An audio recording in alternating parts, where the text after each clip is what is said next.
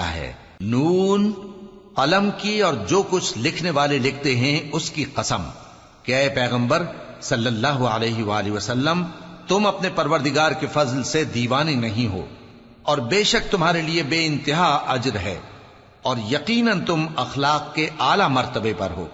سو ان قریب تم بھی دیکھ لو گے اور یہ کافر بھی دیکھ لیں گے کہ تم میں سے کون دیوانہ ہے۔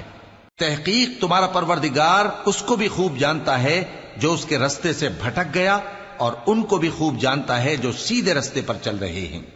تو تم جھٹلانے والوں کا کہا نہ ماننا۔